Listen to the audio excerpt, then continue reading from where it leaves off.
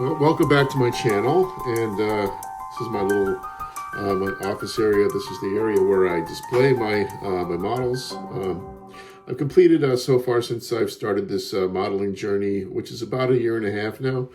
About 24 Star Wars kits, a lot of Bandai, AMT, Revell, quite a big collection. I started the my next series of models, which is the 2001 IP.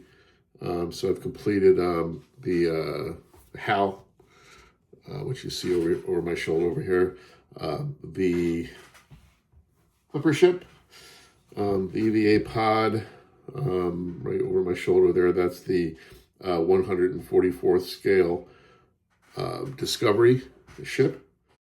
And so I'm working my way through. I think I'm going to do all of the Moebius 2001 models. I think that's 7 of them. So I'm currently working on the Aries, which is what this video is going to be featured about. And but before I wanted to show what I'm working on currently with the Aries, I just wanted to mention a couple of folks, 3 people actually, that I follow intently in the modeling YouTube video world. There are many really great videos out there and content creators that have stuff about model building. But these 3 fellas are really, in my opinion, just a cut above the rest. Ken Spriggs, for one, is just a very innovative, clever guy who always has some really interesting videos. His videos are very detailed. I'm also watching Lou Damaso, I think is how his last name is pronounced. I'm sorry, Lou, if I botched your last name. And also the gentleman from Spruverse, Phil. Those guys as well are just incredibly detailed, offering a wealth of information. I've just learned so much from all 3 of those guys. So that's where I get my well, that's where I steal my ideas. Let's just put it that way. So these guys come up with some really cool ideas, and then I try to execute them. And so far, I've done a pretty good job. I think out of the models that I built so far as the 2001 series is concerned, the one I'm probably the most proud of, and that was probably the most complex, was the EVA pod over here. I basically document everything as I'm building. So I have lots and lots and lots of stills, maybe hundreds of stills per build. So I'm going to be chronicling the entire build for the EVA pod. That was a really interesting, fun, challenging build. I ended up making a base with 4 toggle switches on it that can turn 4 different zones of lighting on and off for that particular kit, which is really cool. And I came up with a kind of a semi original or unique take on lighting the interior. So like I said, I have a video on that as well. Anyway, back to the Aries. This next bit, this is it's kind of out of context as far as video making is concerned, since this is sort of an intro or lead into the that process. Kind of jumping ahead here to the part where I'm explaining how I put the magnets in the dome piece. So I'm going to have, essentially I'm going to have pogo connectors so that that's how the power is going to get to the cockpit and also turn on the lighting for the ceiling. So I'll be able to just remove the dome. It'll be magnetically connected, and then that'll break the contact. Then when I put the dome back on, the lights will go back on. So that'll be really cool. But I wanted to showcase and explain how I did the magnetic contacts, which is entirely because of Ken Spriggs' video on that very exact topic about how he put together his magnets and how he made that work. I essentially copied and stole all of your ideas, Ken, so sorry about that. But they were so clever, I decided to do that. So anyway, without further ado, I am going to now cut this video right to kind of my explanation We'll be down in the basement, kind of the cave area there, where I have my whole model building set up and all the facilities down there that I need to do what I do. But hopefully you enjoyed this video and the series of videos coming up. Don't forget to like and subscribe. I only have about 300 subscribers. I'm an extremely tiny, unknown channel. Just some random dude on the internet that has a really passionate hobby, which is model building.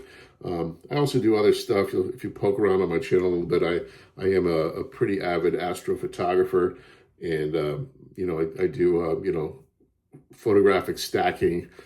So I take hundreds of pictures of nebulas and stack them together, and deep sky objects, and so on. So that is another hobby of mine, which I find very fascinating. I've got a really cool eclipse video that I put together from the eclipse a few years back, so you can check those videos are on there too. So kind of a hodgepodge of stuff that I'm interested in. So I created a separate playlist for this hobby that I'm currently pursuing. So you can check that out. That playlist is called A Turn of the Sprue. I may create an actual dedicated channel just for the model building, because I believe this is a bigger pursuit. This universe is a lot bigger, and I am a huge sci-fi nut, and I love everything sci-fi, with some particular tastes. Definitely affinity for Star Wars, really big time. So anyway, without further ado, enjoy the rest of the video, and give me a like. Thanks. Okay, so I can't take credit for this. It's all because of Ken Sprague's videos, his detailed videos, and his really ingenious ideas that he comes up with. In which case, I did the magnets like he did. I've got some quick setting epoxy in where the TVs go, and I have epoxied the ceiling. Epoxy the ceiling to that ring piece that goes around. So it's really a solid piece. And then once this is glued into the dome, it's going to be really very sturdy. And these are the magnets on the inside.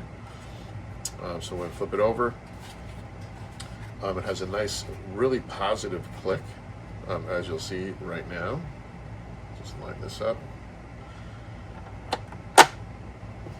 And really cool stuff. I don't have the base, I don't have the actual floor cemented in yet, because I still have to figure out my lighting from underneath. I don't have any gaps, actually. I have some photos and a little video snippet demonstrating that I have actually no gaps at all going around. As far as the last test I had, one thing I did do, when I test fit things, I always try it however many ways it works, and whatever the best way is, whenever I get the best fit, I then put some kind of marking on the model. In this case, I have 1 and 2 basically everywhere. So if I take off this piece now, I have the 1 and the 2 in here, and then if I take this piece off, I have the 1 and the 2 in here. So at every stage, even these pieces here, when I switch them back and forth, I would try to find the best fitting way, and then once I found the best way, I made sure I labeled it. So there's the 1 and the 2 there. So I'm about to start working on my lighting, and for that I'm pretty excited. I think I'm going to use I'm going to fabricate a reinforcement piece at the top of the elevator, where I'm going to install one of these. I'm just not sure which one. These are basically pogo connectors, and essentially what I'm going to have is the ability to take the whole dome off, and with no wires. It'll essentially be, as soon as I take the dome off, it'll break the connection, and then when I put the dome back on, it'll reconnect. Essentially what I'm going to do is, when I get to when I get to that point, I'm going to use the elevator piece, and I'm going to fashion some kind of maybe a cross member or something like that. And I'll either epoxy, or I'll you know, cement that in there really strong, and I'll put one of these connectors in there. Make sure it all gets all lined up, do some test fitting, and then cement it all together. But I still have a lot to do. I bought some figures for the crew. I don't know where they are right now, but they're it's a resin kit. I still have to sand it, sand the figures and paint them. I still have to essentially do the entire lighting. I still have to finalize the cockpit. I just finished painting the majority of it. I maxed it, and I'm kind of following the painting, following the color scheme in the manual. So I've already painted it. I've already painted most of it tan. And I masked it off, and then just did a nice semi-gloss black over the seats. I'm about to take the mask off in a few minutes. Another idea I stole from, sorry Ken, I keep ripping you off, but he had this really cool idea, because I figured, so I had the tubing for these. I was like, oh, well, I could just make this a similar housing for the lights in the ceiling. In my case, I'm going to be using red LEDs. The ones that they're going to actually fit in these holes, and you know, if they're too bright, I'm just going to paint over them. I have some different Tamiya clears I can use, so I'm going to finish painting this. But this is all cemented on. It came out really good. It has the angle on it and everything. So yeah, unfortunately, not an original idea. You know, I figured, you know, Ken puts his stuff out there, and you know, I would assume that he knows that people enjoy his videos and find his ideas extremely helpful and really cool. He really comes up with some amazing ideas. Ken Spriggs and Lou DeMasso and Spruverse, those three guys are really amazing model makers, and I pretty much you know, watch them religiously. I watch their videos over and over again. I can always pick up new tips and tricks. But thank you, Ken, Mr. Spriggs, for this amazing idea. This was really, really cool, and really worked out well. I just love the snap. I mean, that's really cool. And it's all, you know, even when the dome is on there, it's all perfectly level. It's very solid. Big fan of the 5-minute epoxy. It's been working out really well. I actually have some of that stuff in here too. I think I saw Lou DeMasso, I think that's his last name, Mr. Lou, his channel, I saw him use the epoxy when he put this part of the build together. So obviously we got a ways to go here, but I'm moving along, and thankful that I have those three guys to fall back on when I need some ideas and need some help.